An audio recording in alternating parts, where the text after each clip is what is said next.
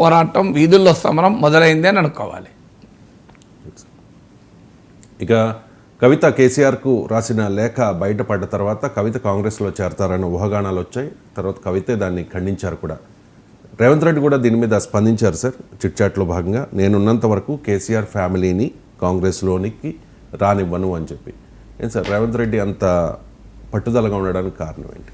ఆయన రాజకీయ ప్రస్థానం మీరు గమనిస్తే యాంటీ కేసీఆర్ ఫ్యామిలీని అటాక్ చేస్తూ పొలిటికల్గా ఎమర్జ్ అయ్యాడు.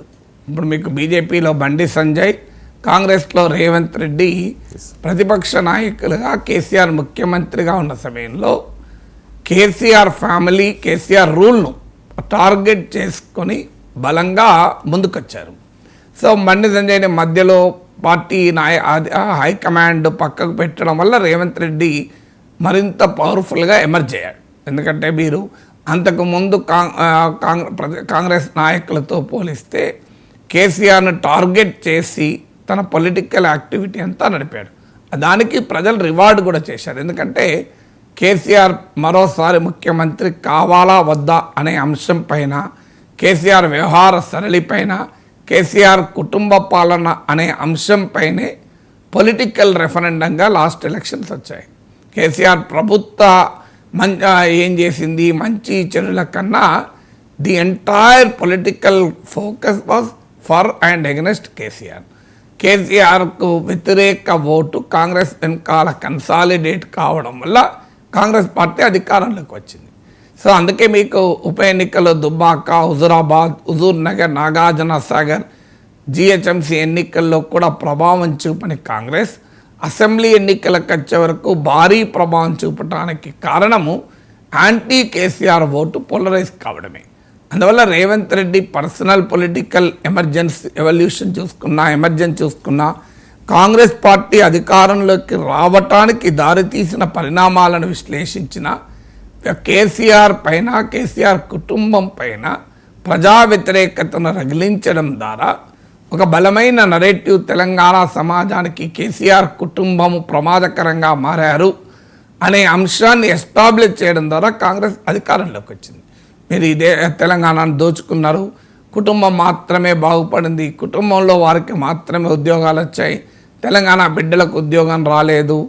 అందువల్ల కుటుంబము versus KCR family versus Telangana ప్రజలు, ఈ కాంట్రడిక్షన్ను ప్రజల్లో బలంగా తీసుకెళ్లడం ద్వారా కాంగ్రెస్ పార్టీ, రేవంత్ రెడ్డి అధికారంలోకి రాగలిగారు. సో సహజంగా ఇప్పుడు దాన్ని డైల్యూట్ చేసుకోవడం ద్వారా తమ పొలిటికల్ ఫోకసే పోతుంది అనేది రేవంత్ రెడ్డి ఆలోచన.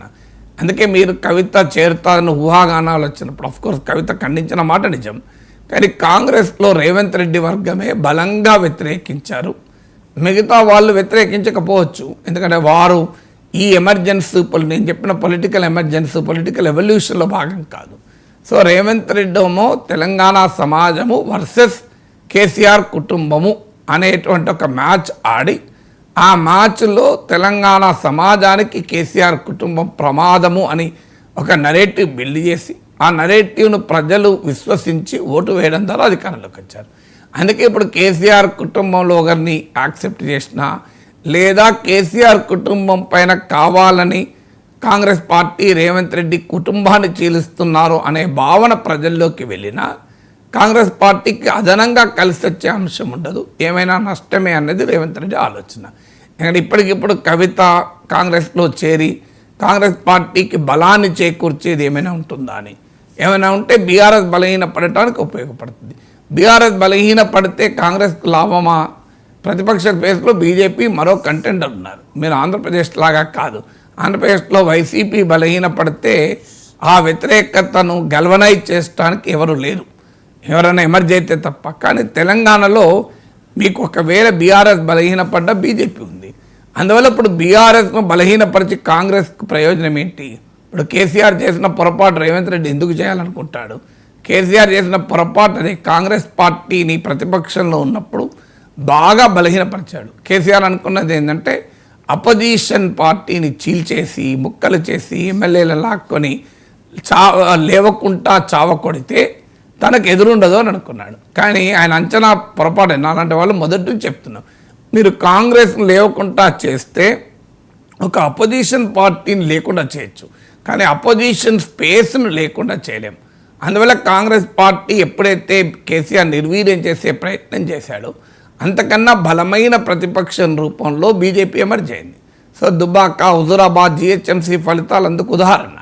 సో బీజేపీ జాతీయ నాయకత్వం స్వయంకృతాపరాధం వల్ల బీజేపీ దెబ్బతిన్న తప్ప ఒక దశలో బీజేపీ ఆల్టర్నేటివ్ అనే స్థాయికి కూడా వచ్చింది.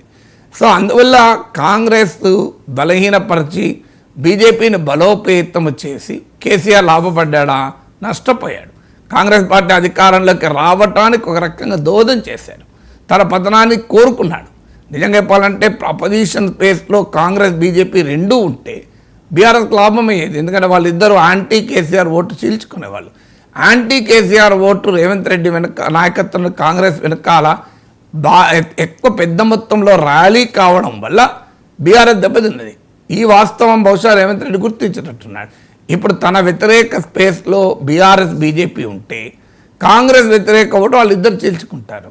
కానీ బీఆర్ఎస్ని ఇంకా బలహీనం చేసి బీజేపీని బలోపేతం చేసిందనుకోండి, కాంగ్రెస్కే నష్టం కదా. అందువల్ల అపోజిషన్ స్పేస్లో రెండు బలమైన పోటీదారులు ఉన్నప్పుడు వాళ్ళిద్దరు కలిసి తనతో మ్యాచ్ అవుతున్నప్పుడు వాళ్ళిద్దరిలో కానీ బలహీనపరిచి కాంగ్రెస్కి ఏంటి ప్రయోజనం? ఇప్పుడు కవిత బయటకు వస్తే కొత్తగా కాంగ్రెస్కు బలం చేకూరేది ఏమీ లేదు, బీఆర్ఎస్కు మాత్రమే నష్టాన్ని కొంత కలిగించవచ్చు. తర్వాత మూడో అంశం ఏంటంటే కవిత పట్ల ప్రజల్లో సానుకూలత ఉందా అనేది ఒక క్వశ్చన్. అయ్యే కవితకు అన్యాయం జరిగింది అనేది ప్రజలు భావిస్తున్నారా? అదే జరిగితే బీఆర్ఎస్ఏ వదులుకోదు కదా. బహుశా కాంగ్రెస్ నాయకులకు అంచనా ఏంటంటే కవిత పట్ల అంత అనుకూలత ఏమీ ప్రజల్లో లేదు, అందువల్ల ఇప్పుడు తమకు కలిసి వచ్చే అంశము ఏమీ లేదు, ఇంకో పవర్ సెంటర్ను తెచ్చి పెట్టుకోవడం తప్ప అనే భావన బహుశా రేవంత్ రెడ్డికి ఉండవచ్చు. చిన్న బ్రేక్ తీసుకుందాం సార్, బ్రేక్ తర్వాత మరిన్ని ఇంట్రెస్టింగ్